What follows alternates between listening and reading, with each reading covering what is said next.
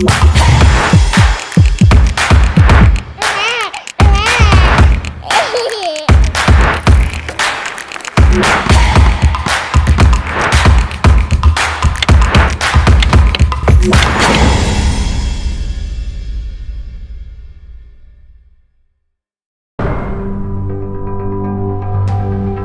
emision mundësohet nga ISP Broadcast. Përshëndetje të dashur shikues, po takomi kështu çdo pasdite në televizionin Arbria e po i diskutojmë temat, shqetësimet edhe brengat me secilin të ftuar që po e kemi, edhe që shumë mirë që kemi profile, mendime, çaste të ndryshme, por nuk po është hiç mirë kur po ballafaqohemi secili nga ne me vrasje, me kërcënime, me therrje, me përdorim të dhunës, duke filluar nga familja, duke u bartur në institucione, e në biznese, e në punë, e në rrugë, kudo tjetër.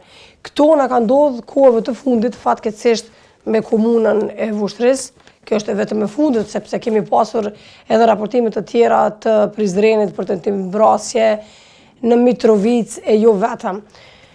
Nuk mundemi të ikemi këty në zhvillimeve, duke e ditë që secili nga ne do të mund të ishim në rastin e secilit që është vrarë, është kërcënuar apo vazhdon të kërcënohet tutje.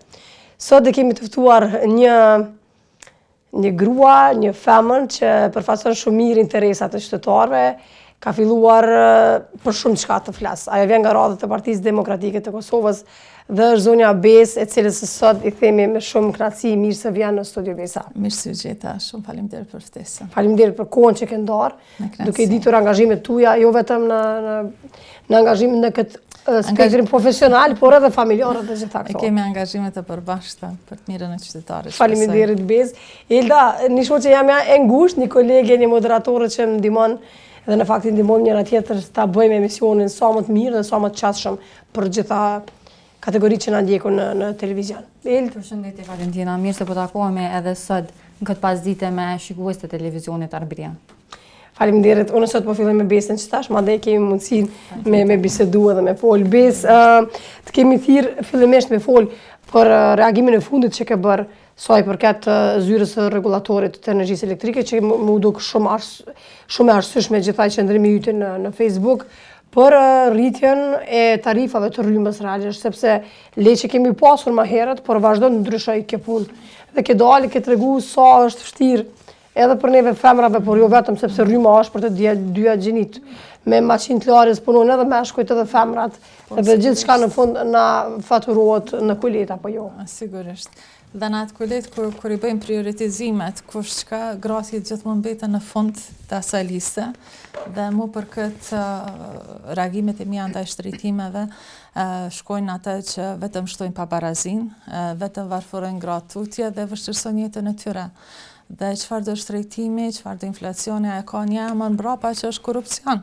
Dhe nuk ka tjetër, sepse edhe mënyra si bëhen paralajmërimet, mënyra se si vjen deri tek shtrejtimi, që është një farë mënyrë tinzare, i vë gratë në një farë pozicioni si të kapur, të themi, pa pasur mundësi që ta ndikojnë. Por unë mendoj që megjithatë duhet ngritur zërin dhe që shoqëria të jetë më e zëshme në kuptim të padrejtësive dhe posaçërisht në këtë rast të energjisë elektrike, por shtrejtime kemi parë në çdo aspekt, por unë e kam lidh shumë lehtësisht shtrejtimet me pozicionin që po shkon apo degradohet i grave në Kosovë, dhe kjo më dhem dhe për këtë edhe kam reaguar dhe besoj që duhet një reagim edhe më i fuqishëm.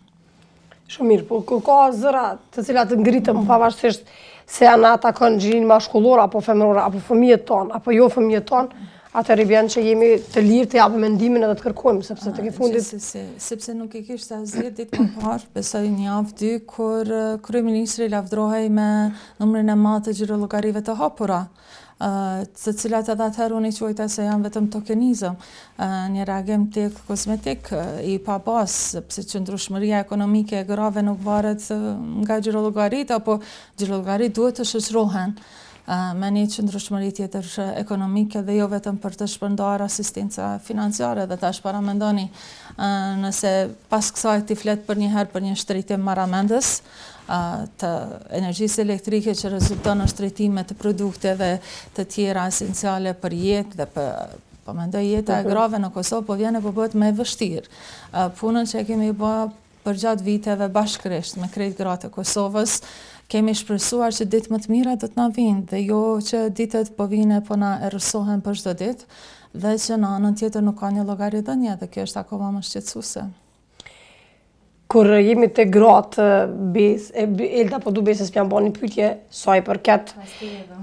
Po, jemi, kur folet për gratë dhe për zërin, ngritjen, gjitha këto revoltën, pak nacit, në fund po del që nuk po dal veç me fol klishe, por kemi parë edhe hulumtime dhe raste të tilla, të cilat gruaja e sulmon gruan në cilin do drejtim, apo qase që dën edhe me shku përpara.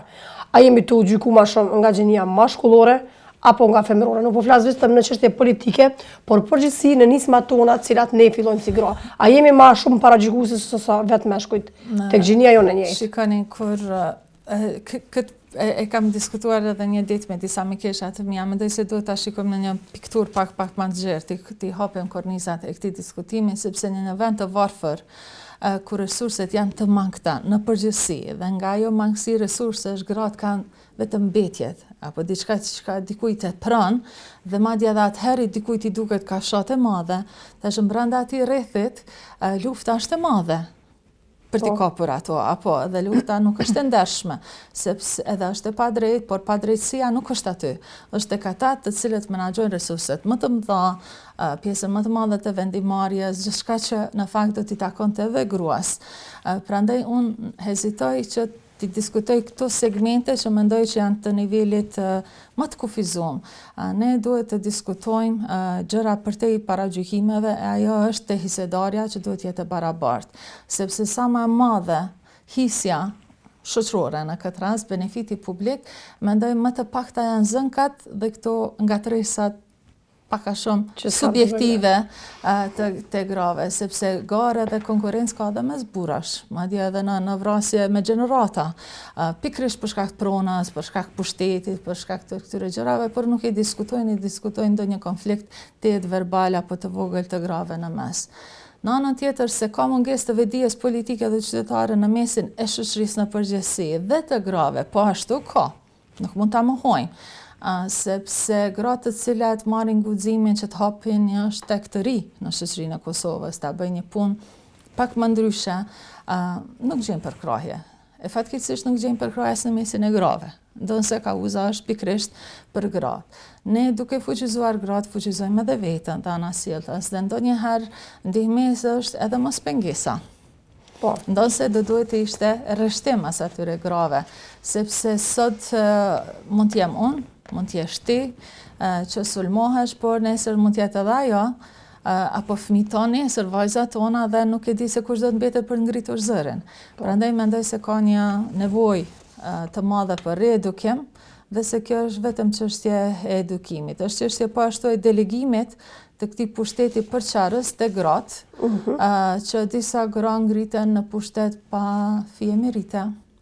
Dhe që janë aty për për tokenizëm dhe për kozmetik, për të përmbushur disa tika të disa kushteve, të disa kvotave dhe të cilat e bëjnë punën e burrit pushtetar të padrejt shumë më mirë se që do ta bënte një burr, duke menjanuar gratë meritore, duke e zvogëluar konkurrencën dhe kështu duke e zvogëluar po ashtu edhe cilësinë e përfaqësimit të grave. Normalisht. Unë po du mundohel tek ngritja e zërit pak. E përmendë që do të më ngritë zëri popullit. Në këtë rast, apo mendon që është e mjaftueshme që më ngritë zëri i popullit, apo mendon që shkon aty ku duhet, se ne kemi pa raste edhe tjera që ka pas protesta për edhe ngjarje tjera, po nuk ka pas ndryshim. Edhe nëse nuk mjafton ky zë i popullit, cilat do të më kanë veprime që më bën ndryshimin këtë aspekt është fjala. Po, kjo është një plagë që nga cila vuajmë si shoqëri, që iniciativat e mira kur s'kan mungu, ngritja e zërit kur s'ka mungu, por ka munguar gjithmonë konsistenca dhe që ndryshmëria në atë kauzë. Dhe mendoj se këtu duhet bërë punë pak më shumë, që të fitohet besimi, të mbahet besimi për ato kauza. Asgjë nuk është e pamundur, ndryshime shoqërore bëhen brenda shoqërisë dhe i bëjnë njerëzit e asaj shoqërie, nuk ka asgjë si të them, të lindur dhe të përjetshme. Edhe ato probleme kanë lind dhe ato do të vdesin, apo do të vdesim ne me angazhimin ton. Fatkeqësisht, angazhimi i shoqërisë civile në këtë rast më duhet të kthehem te kjo pikë në Kosovë mungon, sepse shumë e varur nga infuzionet financiare, që është normale, po besoj, për shoqëri, po një shpirt civili për të drejtat civile në Kosovë nuk ka munguar kur, dhe unë ende kam shumë shpresë që ky zë civil do të aktivizohet, do gjallërohet, sepse pa të s'ka gjë. Pa një zë për të drejtat civile, pa një lëvizje civile në Kosovë, nuk bjeton as politika dhe as shteti, sepse njerëzit duhet jenë politikisht të vetëdijshëm, edhe nëse politikisht nuk janë aktiv, e kam fjalën për politikën zyrtare. Njerëzit duhet i njohin drejtat e tyre qytetare, të luftojnë për to, dhe se si thonë, patrioti më i madh është ai i cili e kundërshton qeverinë e vet në shtetin e vet, në kuptimin që mundohet të sjellaj politika më të mira, të bëj punë më të mira për këtë. Unë mendoj që pak a shumë kjo mungesë e kësaj lëvizje civile të denjësishme në Kosovë ka sjellë edhe pushtete të tilla, të cilat e kanë neglizhuar ose e kanë marrë të mirëqen për krahjen qytetare për vetë faktin se nuk ka pasur konsistencë në kauzat të caktuara. Shikonani në Kosovë na ende flasim dhe diskutojmë gjëra të njëjta. Së paku prej që mbaj mend unë, ka 25 vite pas luftës, 26, dhe ne prap flasim për të njëjtat sfida, njëjtat probleme, për të njëjtat kauza, sa që dikush thotë jemi mërzitur, sepse keni llafet e njëjta. Unë besoj që sfidë shoqëria ka me pas gjithmonë, s'ka diskutim. Por ama është koha që të kalojmë tash në një nivel tjetër dhe disa punë t'i kishim të mbaruara tashmë. Definitivisht. Më shqetësuese po mbetet Elda, gjithçka t'i kalohet kur e kemi shëndetin, aq më shumë shëndetin mendor, po besoj. Unë po mendoj që në këtë drejtim jemi kogja larg, po jemi gjendje me shku 1 orë, 2, po flasëm përgjithësisht si shoqëri, me shku me u marr me manikür, pedikyr, me dukjen e jashtme se si duket me gjitha këto, por mendoj që të tillën duhet pak me e kthy, nuk po flas vetëm për femra, sepse edhe meshkujt sot janë duke i kushtuar një rëndësi të veçantë, dukjes që nuk jam kundër kësaj, por që realisht kur është fjala për me shku me mbajt një psikoterapi, një diskutim psikologjik, një diçka që të bën me u ndje mirë dhe me pas një qetësi shpirtërore, s'ka lidhje a ka është fetare, apo është shkencore, apo është mjekësore, por të paktën që na bën mes me pas agresivitet edhe qasje të dhënshme, atëherë jemi shumë larg qefit për me shku me bë këtë punë. Po them kështu, duke ditë numrat, shifrat që po raportohen së fundi, unë i kisha pas fatkeqësisht dëshirë bashkë me ftu shikuesit tanë që me ndjek një kronikë e cila është e përgatitur nga gazetari ynë në Tiranë, Vala Jazi, bashkë me Blerën Krasniqin, që janë marrë të ditë me të gjitha ato që ka ndodhur vrasjet në Vushtrri, aty djalit të ri, fatkeqësisht aty 19 vjeçarit, që është hap një plagë e madhe në familjen e tij, edhe të dorasit, sepse familja jam sigurt që s'dojnë me pas vrasje, por ndodhin këto. E të kalojmë të kjo e ati furtarit me atë gruan që vrau e la fëmijë, pas e la shumë qka. Po e ndjekum bashkë një kronikë, mandej do të kthehemi për diskutuar me zonjën Besë edhe me Eldën se ku jemi dhe çfarë duhet bërë.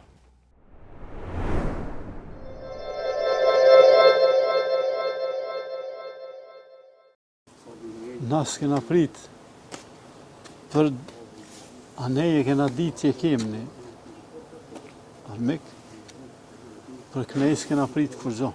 A mojt armë ma i herë? Ja, tak.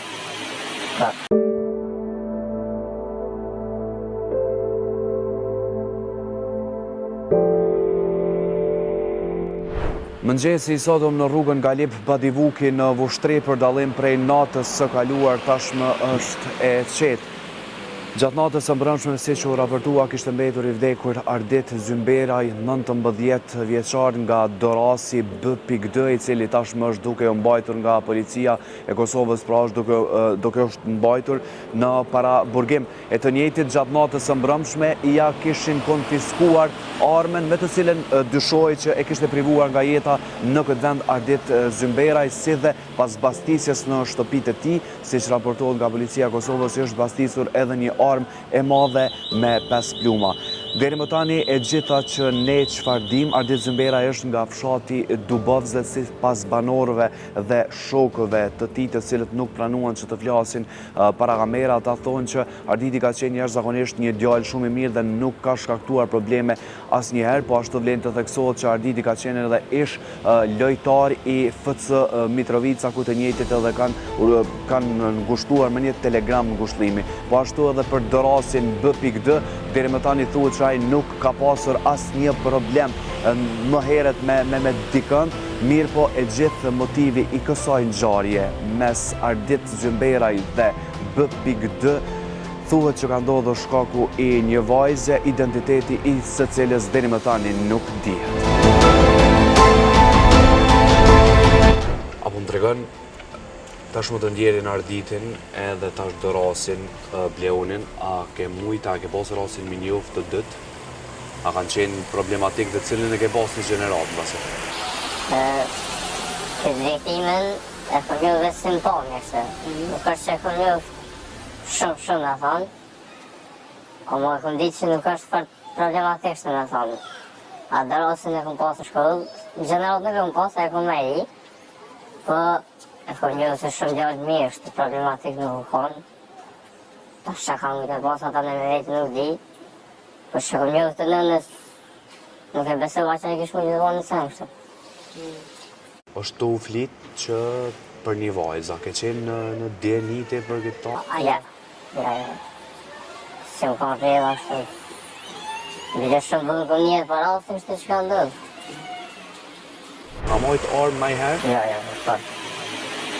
E familjen e ti ajnje? Shumë pak. Shtu e familje e mire di, se që atë e kam pas shpinë over shkollës, e kam pas një biznes vëgën, e di që shtu e shumë njerës të mirë, po për ma shumë së në di.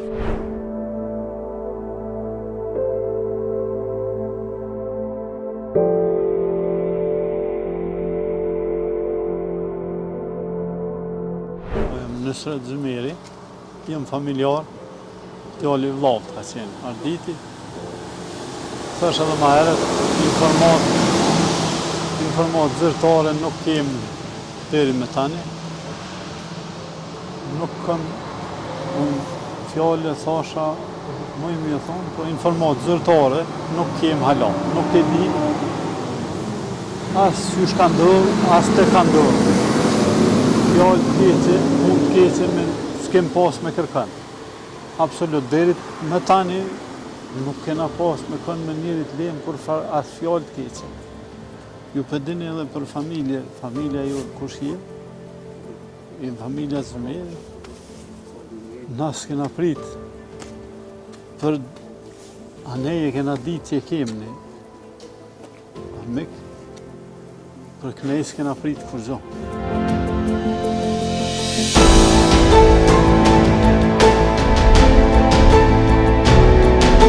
Ndërkohë që familja Zymberi tashmë ka hapur pamjen dhe po pret njerëz të cilët janë duke ardhur për ta ngushëlluar familjen e tashmë të ndjerit Ardit Zymberi. Deri më tani nuk kanë asnjë informacion zyrtar. Arditi vorroset sot pikërisht në fshatin e tij në ora 16.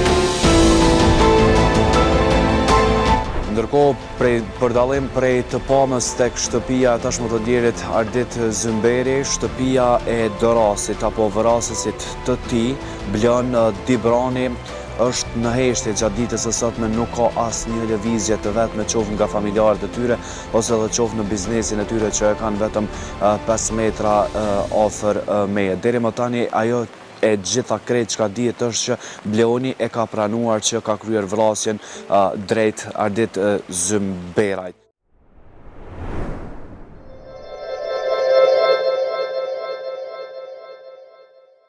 Unë dalë këtu dhe u privua nga jeta nga Arsim Morina. Raport punë dhënës, punë marës kanë qenë.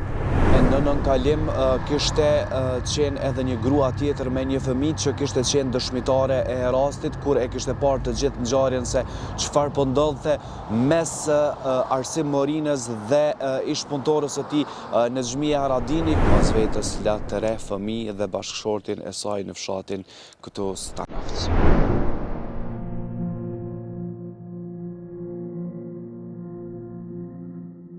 Dita e djeshme ishte dita e fundit për Nezmia Haradini, e cila do të shkonte në shtëpinë e saj në Stanovc të Vushtrisë, mirë po e njëjta u ndal këtu dhe u privua nga jeta nga Arsim Morina, i cili më pas ai privoi edhe veten e tij nga jeta.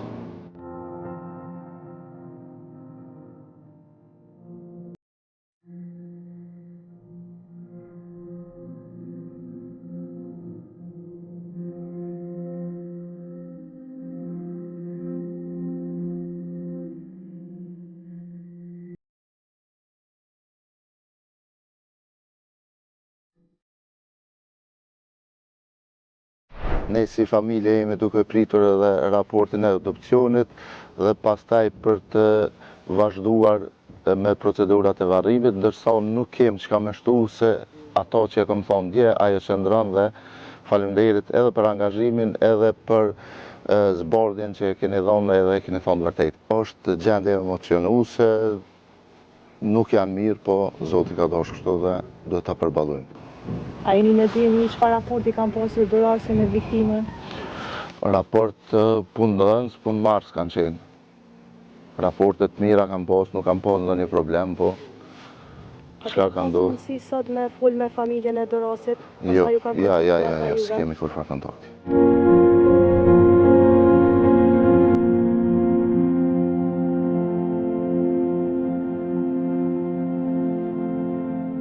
Detajet e tjera të thëna nga familjarët e tashmë të ndjerës Nezmia Haradini janë se gjatë ditës së djeshme në nënkalim kishte qenë edhe një grua tjetër me një fëmijë që kishte qenë dëshmitare e rastit, kur e kishte parë të gjithë ngjarjen se çfarë po ndodhte mes Arsim Morinës dhe ish-punëtorës së tij Nezmia Haradini, ku tashmë po ashtu i ndjeri Arsim Morina kishte shtënë me armë zjarrin në drejtim të gruas dhe fëmijës, mirë po fatmirësisht nuk ka mundur që plumi i tij t'i kape edhe ato, sepse kishin qenë dëshmitarët e vetme që do e tregonin ngjarjen se çfarë kanë parë me sy, ku edhe ky shkak e ka çuar Arsim Morinën pra që ta vetvret edhe veten pasi që e kishte privuar nga jeta zonjën Nezmie Haradini. Ndërkohë që unë aktualisht gjendëm në biznesin ku zonja Nezmie kishte punuar për plot 8 vite së bashku me bashkëshortin e saj.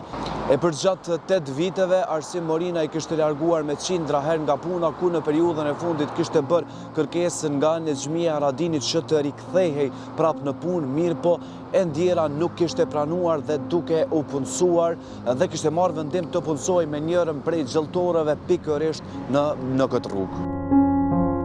Jo, më imi që ditë më pas ka pas njëri më të mirë, e ne ka befasu ma shpirt mirë s'ka pas, jo si ekonomik, që vetë i tjerë. A ka qeni martu?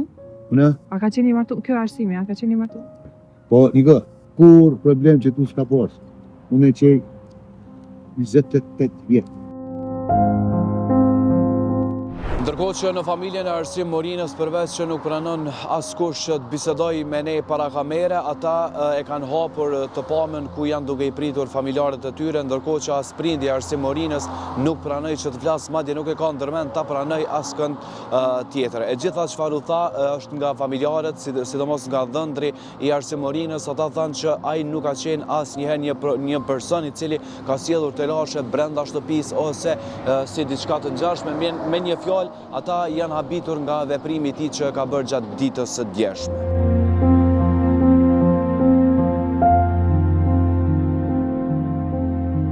Ndërkohë që gjitha ajo që dim deri më tani janë të gjitha këto detaje sa i përket vdekjes së Nezmie Haradinit, e që e ndjera do të varroset gjatë ditës së sotme në fshatin Stanovc në ora 17, duke kujtuar që aja pas vetes la 3 fëmijë dhe bashkëshortin e saj në fshatin këtu Stanovc.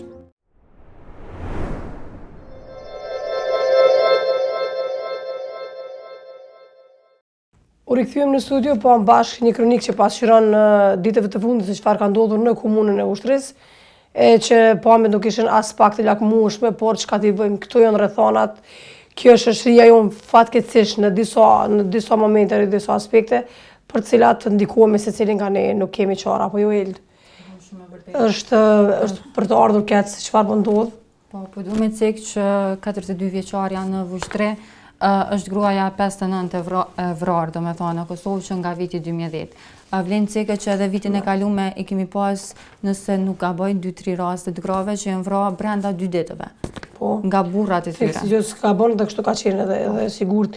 Kemi pasur raste të cilat janë vrarë, mos them edhe shtatzan, gra shtatzana të cilat ka dalë nga kontrollat. Ka qenë vitin e kaluar. Po, dhe është për të ardhur keq besë.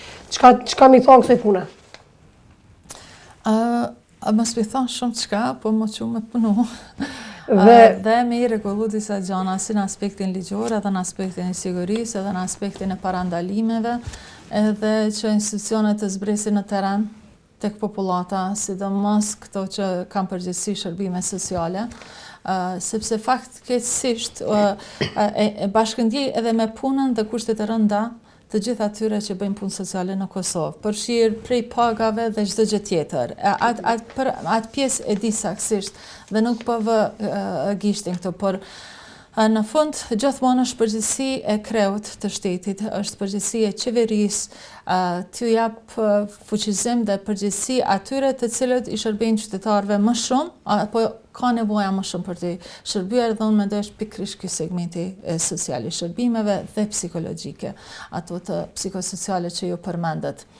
Në Kosovë fatkeqësisht është një shtet i ri, unë si çdo kush e kuptojmë që ne kemi nevojë për zhvillim dhe për investime dhe për këtë edhe atë, por më tepër se çdo gjë na kemi nevojë që të investojmë në qytetarin, në mirëqenjen psikofizike dhe psikosociale të tij, në mirëqenjen shpirtërore, sepse rastet si këto në nuk e besoj që ka një qytetar të Kosovës që ndjehet mirë e rahat me këto lajme. Jemi të rënditur të gjithë. Shfrytëzoj rastin që t'ju shprej familjarve shumë ngushëllime, që të bëhen të fortë, që është një punë fati që nuk është në dorën e tyre, por ata duhet të ndjejnë se shteti është në anën e tyre, që ne gjithë bashkë ndjejmë me rastin, që respektojmë deri në fund dhimbjen e tyre. Kjo është shumë e rëndësishme për ta thënë zonja Valentina.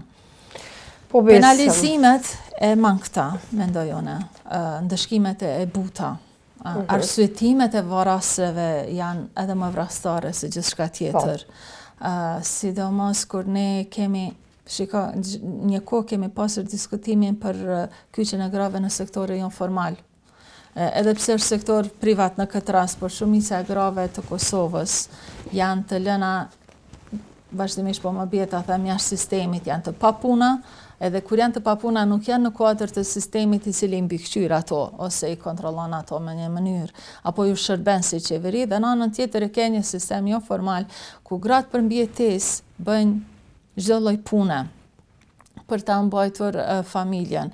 E tash një shtet, një qeveri e cila ka për interes mbrojtjen e jetës dhe mirëqenjen e gruas, vepron më ndryshe. Dhe jo vetëm postpartum, kuptimi që kur ndodh diçka të bëj një deklarat verbale. Mendoj se masat për ta mbrojtur gruan në Kosovë, mekanizmat janë aty. Kosova është nënshkruese e Konventës së Stambollit, dhe aty të gjitha këto probleme që ne sot po kalojmë në përto shtetet e tjera i kanë kaluar dhe kanë ardhur deri te ky, si themi, kornizë ligjore. Qeveria duhet vetëm të punojë që ajo të zbatohet. Në këto rastet konkrete mendoj që ka shumë punë për të bërë, përfshirë deri tek stigma në shoqëri, por përgjegjësia madhore edhe primare i bie qeverisë, i bie pushtetit për të rregulluar punët dhe për të parandaluar akte të tilla. Një mënyrë tjetër e parandalimit përveç lehtësisë së vrasjes së grave në Kosovë, sepse kjo është bërë tashmë e pa imagjinueshme sa lehtësisht vrahen gratë në Kosovë, është edhe luftimi i stigmës. Rol ka këtu edhe shoqëria civile, edhe mediat, edhe komunitetet fetare, të gjithë bashkërisht. Mendoj se nuk do duhet të gjendeshim gjithmonë në pozicionin vajtues për atë se çfarë na ndodhi, por kemi pasur mjaft kohë dhe shumë raste, siç përmendet edhe ju, për të reflektuar se si erdhëm, si u ka të ndisim deri në këtë ditë, se dhe teksa ne po flasim, ne nuk kemi asnjë indikator të sigurisë së grave në Kosovë, as të vajzave, as atyre që punojnë në orët e vona, as të nxënësve që kthehen në shkolla, nuk kemi mekanizma brenda shkollës për dhunën që ushtrohet.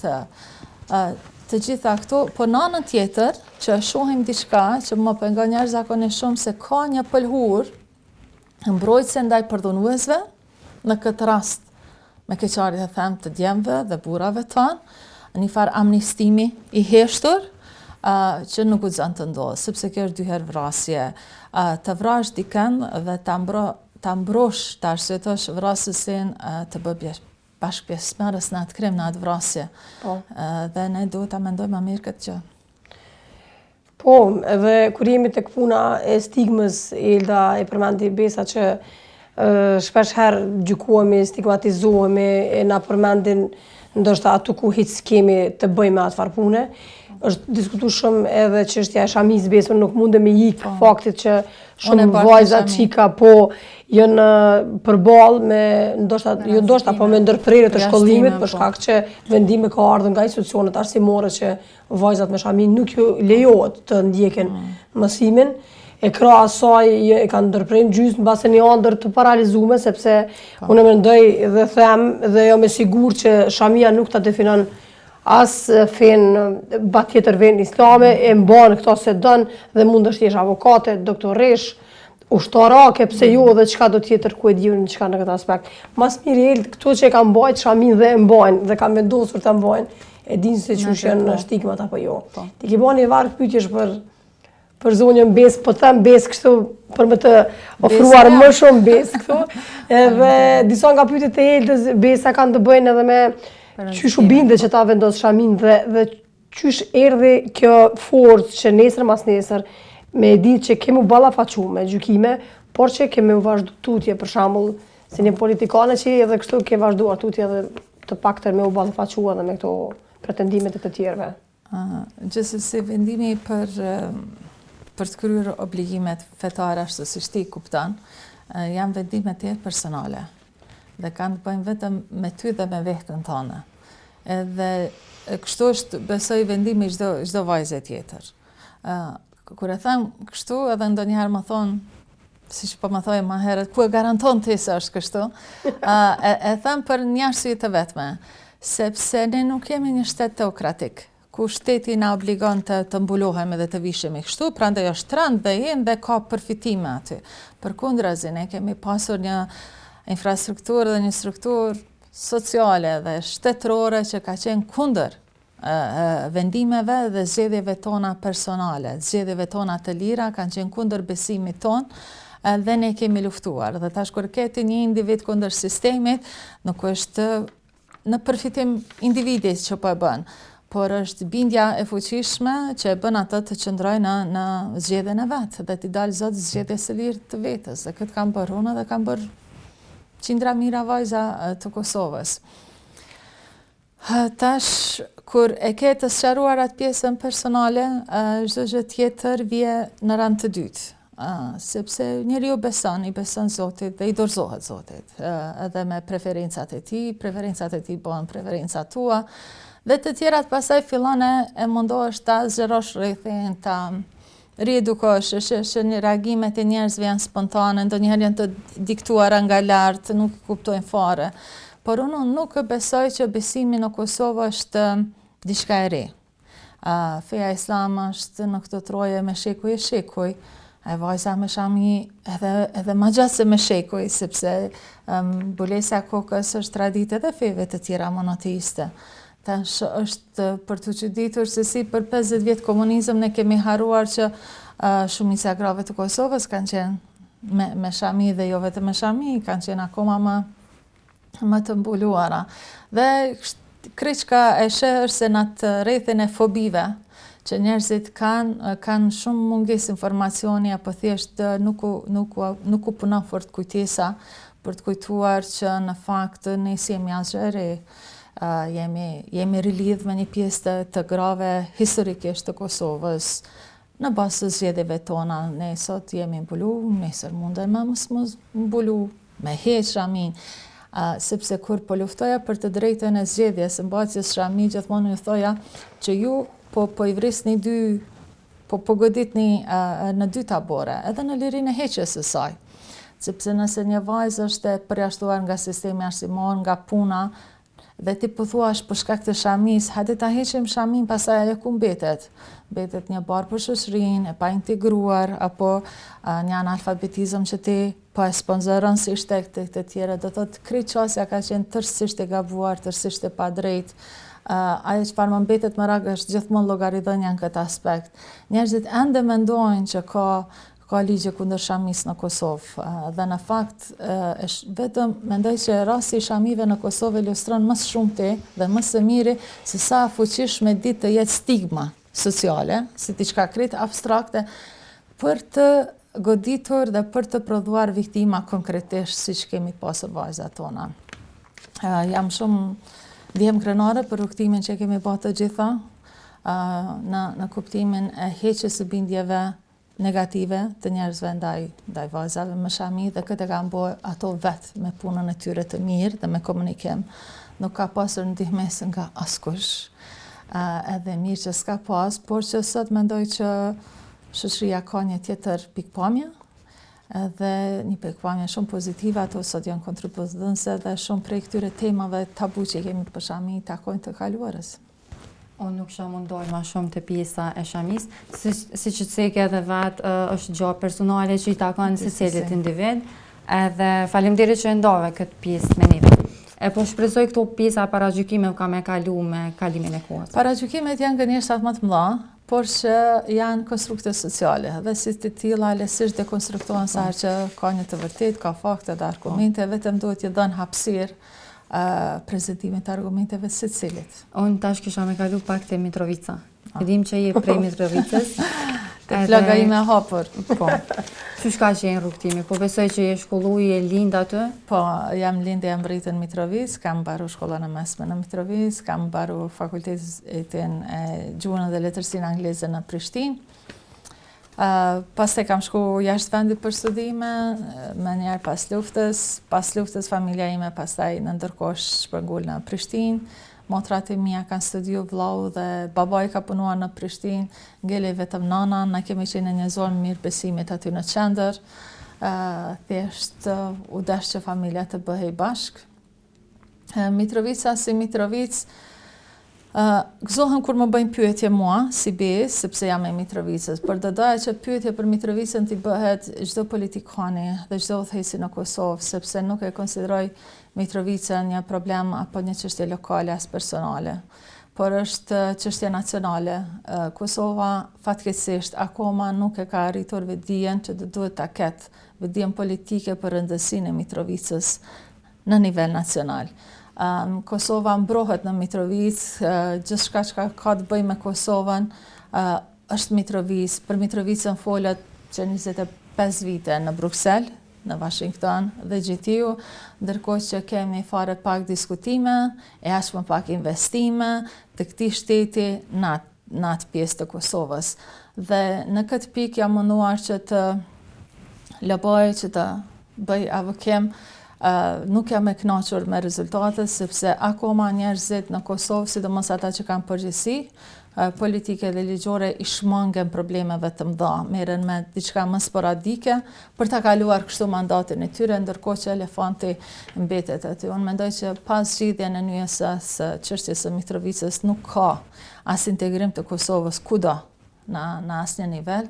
Dhe mirë, për këtë vetëdijsim duhet punojmë më shumë, edhe mediat edhe të gjithë. Për mua Mitrovica, siç po thoja, është qendrore për shtetin tim, shteti im është gjë më e dashur për mua. Përmendet që ke qenë aktive në kohën e shkollimeve rinisë. Sa ka qenë e vështirë për në atë kohë, në ato rrethana edhe për një gru, domethënë që sa ka qenë e vështirë. E rinisë ka falem për shumë frek besa, se besa po vazhdon me qenë e re. Në kohën e studimeve. Po theve dekada mbrapa, si jam e re. Si gjimnaziste, sigurisht që shikoni Mitrovica qyteti minatorëve, dhe ne që në mbajmën ne kemi qenë në klasën e 5-6 fillore, kur kemi filluar të solidarizohemi me kërkesat e minatorëve. Ne gjithë jemi familjar, mbesa, vajza të minatorëve, edhe mendoj që një vedije politike që lidhet shumë për Kosovën, me të vërtet ka lindë dhe është mbajtur në Mitrovic, sepse trusnia dhe sfidat kanë qenë Mitrovic, me minatorët, me pjesën e veriut, me krejt çka e përbën atë pjesë të tregimit. E leta po e vështirë nuk kemi shikuar në aso kohë këtë segment, por është e domosdoshme dhe apo mund ta bëjmë diçka më mirë, apo lëvizim nga nishi në dysh apo jo. Edhe mbi të gjitha kemi pasur unë besoj një ndërgjegje se ndonjëherë edhe kur nuk arrinim rezultate, nuk mund të rishim të qetë edhe indiferent dhe asaj çka po ndodh me ne. Ose me bashkëmoshatarët tanë, ose me mësimdhënësit tanë, dhe mendoj se kështu kemi pasur një vetdije politike më të ngritur. Nuk jam nga ato që i gjykoj rinin sot, po thëm më ndryshe se sa rinia e sotme, e cila falë Zotit nuk i ka ato sfida që ne kemi pasur, po do doja nga ata të kenë një vetdisim politik pak më të fuqishëm. Sepse anashkalimi, apo si më thonë, heqja dorë nga interesimet politike, nuk është gjë e mirë për rinin, ku do qofshin ata. Dhe mendoj se kjo po ndodh pikërisht në Kosovë, sepse politika disi ka një stigma aty që merren politikanët, kjo është një gjë e keqe apo është gjë e vështirë, por politika është çdo gjë në jetën e njeriut dhe sidomos në jetën e të rinjve, dhe unë inkurajoj ata vazhdimisht që të jenë shumë politik. Mund të mos jenë pjesë e partive politike, as zyrtarisht në politikë, por të kenë pikpamje politike, të kenë vetdije politike është tjetër e rëndësishme dhe këtë gjë nuk e shoh. Mbase është edhe mangësi e sistemit tonë arsimor që nuk prodhon vetdije politike tek gjeneratat. Pastaj lëvizje studentore, se po duhet të kthehem kështu në arhivat e memorjes sime, por gjithmonë, kur ka një shtypje nga jashtë, një presion, mbase solidariteti brenda llojit është shumë më i madh. Po përtej kësaj, na ka mbajtur besimi në vendin tonë, në të ardhmen tonë, edhe atëherë kur gjërat janë dukur shumë të pamundura, tash i shohim se janë shumë të mundura dhe të lehta, dhe për këtë arsye krenohem me shumë segmente të aktivizmit që ne kemi bërë, edhe si gjimnaziste, edhe si studente, të tjerat pastaj. Nuk mund dalë pak edhe të politika. Jeni pjesë të Partisë Demokratike të Kosovës. Qysh ka fillu angazhimi ju? Edhe pse? Pse Partia Demokratike? Se Partia Demokratike që 6 vite mundohem. Mundohem të shpjegoj njerëzve që ende nuk rreshtin së çudituri pse Partia Demokratike e Kosovës. Po jo më folet paksa për shamillën dhe për stigmën, edhe mendoj se këto zhvillime shoqërore, kur dikush demonizohet patërrisisht, kam zhvillu në hatje dhe i dalloj. Dhe kuptoj plotësisht pse njerëzit nuk janë të gjithë, normalisht ka pasur ndërmarrësi aty për të krijuar një demonizim ndaj PDK-s që unë e kam kuptuar qartë pse. Dhe sa më shumë që jepnin zor që të demonizojnë historinë tonë, UÇK-n, Partinë Demokratike, mua aq më shumë më thellohej bindja se PDK-ja është e duhura. Nuk shkon me turma në kjo. Nuk shkoj me turma, por nuk shkoj as me note, por e kuptoj plotësisht pse dikush investon aq shumë për ta njollosur emrin e dikujt dhe posaçërisht një subjekti në tërësi, sepse Partia Demokratike e Kosovës është grumbullim e gjitha vlerave më të fuqishme, më të ndershme të këtij populli, edhe prandaj edhe unë jam aty. Po ndërhyj veç pak. Besën e njohim gjithë na që kemi pas dhe kemi po edhe në media, edhe na që kemi bashkëbiseduar me to për një mendim ndryshe nga ata se çfarë do të thotë vetë fakti që nuk shkojnë pse shkojnë krejt dika ose tjetër kund, kjo jep me mendu që besën të shosi që je shumë autoktone, e mbron qëndrimin dhe mendimin tënd. Kjo është shumë e mirë kur njëri do me mbri diçka përpara. Unë mbaj mend besën edhe në tubime për shembull në Oda Elda kur gjithë ishin burra dhe shkonin burra sepse Odat janë cilësuar gjithë për tubime të burrave. S'ka pasur tjera takime, kafeterie ku e diun çka për me mbledh burrat edhe me diskutu. Ka qenë besa ajo e cila ka qenë aty e vetmja, për shembull, sepse e kanë lidh politikisht ose për diskutime të tjera. Dhe nuk e ka ardhur s'ja ka ni fare, si ka ardhur marrë pse janë krejt meshkuj, është veç kjo famën. Dhe kështu, unë mendoj që edhe në debate dhe po du mi tregu shikuesve tanë që para se të hym në emision më tha që nëse më pyet diçka që s'm pëlqen, unë veç të përgjigjna dhe unë kom qef mysafir të tillë besë sepse mendimi kundërt zgjën debatet dhe debatet krijojnë informacione, krijojnë diçka që mbetet në memorien e secilit apo jo. Dhe ona nuk është se nuk të përgjigjem nga huje, por nuk përgjigjem vetëm atëherë kur nuk i ka marrë mendimet e palëve, nuk kanë argumente dhe nuk e kanë fare, si themi, hezitim i thonë nuk di, por nga ajo që unë e di nuk ndalohem. Po, dhe sidomos për shembull këtu shamia është bindje fetare në parim në shikim të parë dhe gjithashtu edhe i cilësojmë.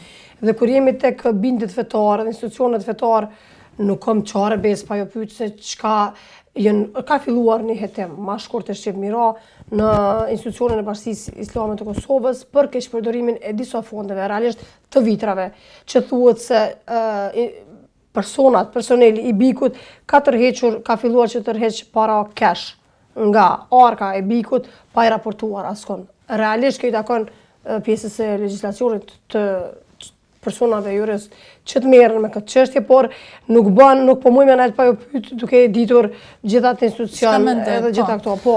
Unë flas për aspektin social. T'ju themi si jemi në muajin e Ramazanit, dhe këto 10 ditë të fundit është pikërisht koha kur njerëzit japin vitra.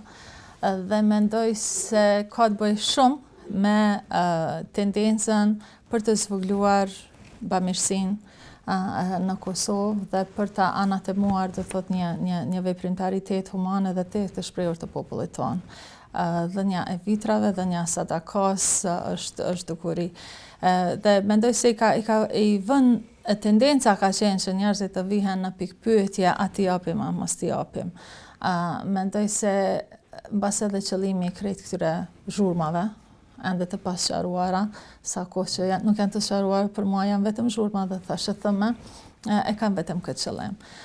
Por ata që janë besimtar, këto nuk duhet i prikun, duhet i tejkalojnë, dhënësi që jep me qëllimin e vetë dhe shpërblimin e sipas qëllimit të vetë dhe sipas destinacionit. Ndonse unë jam e bindur që ka një proces me integritet plot deri në destinacion, sepse për ndryshe si do të funksionon në institucionet fetare në një shtet ku për ato institucione s'ka as ligj, nuk ka as mbikëqyrje, nuk ka as buxhet.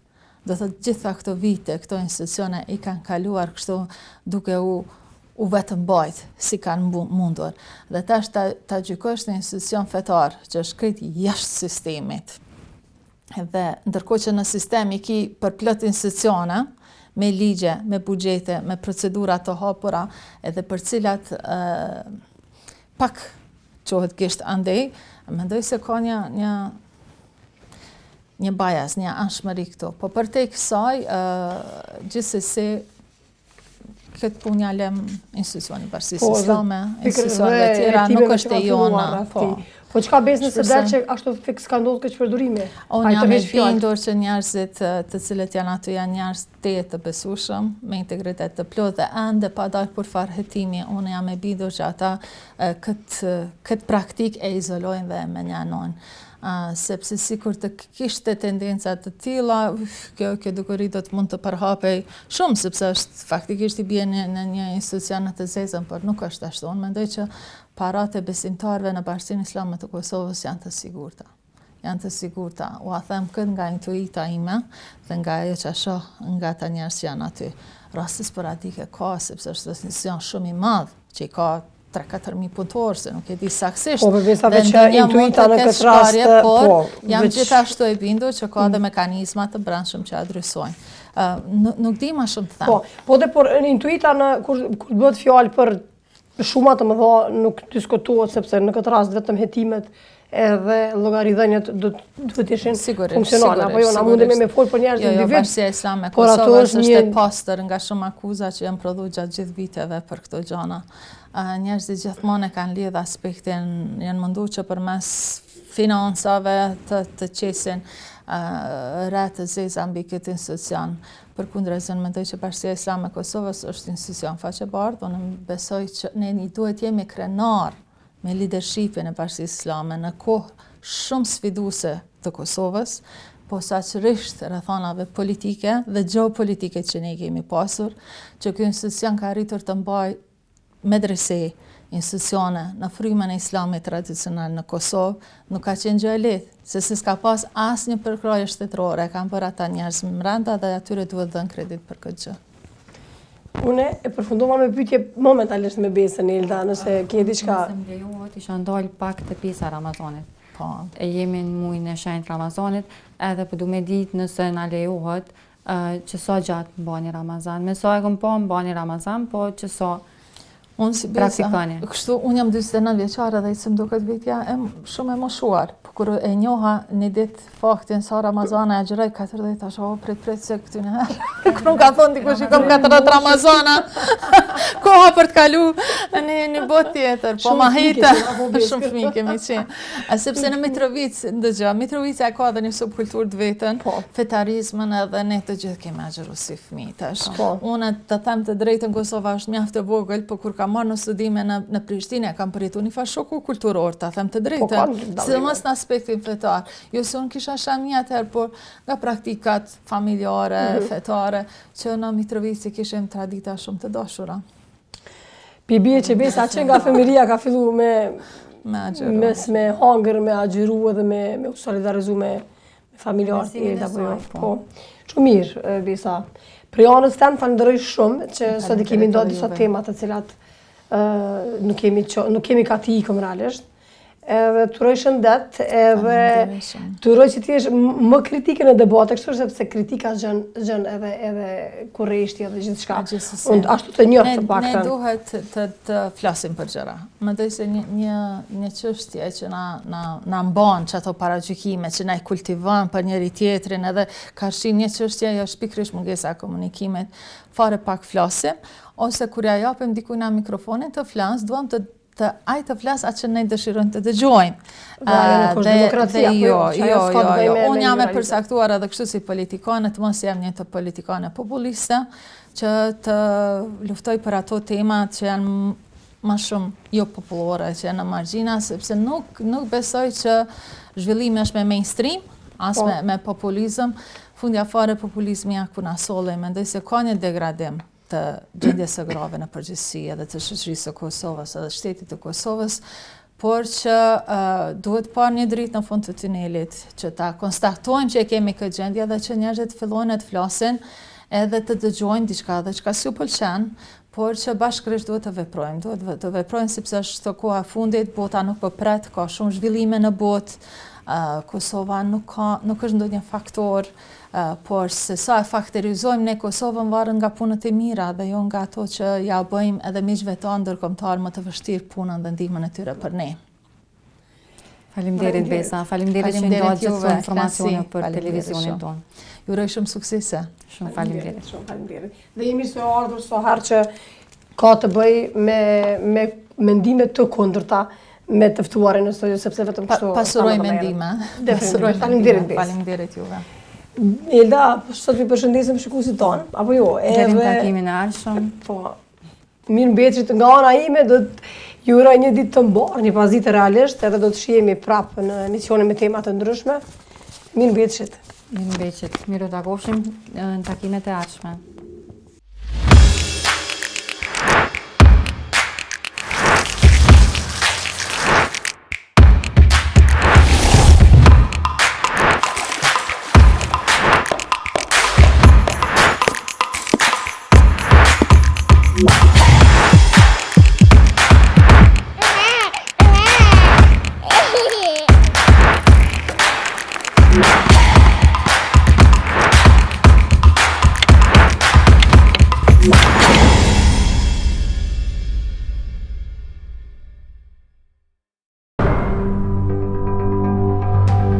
Ky emision mundësohet nga ISP Broadcast.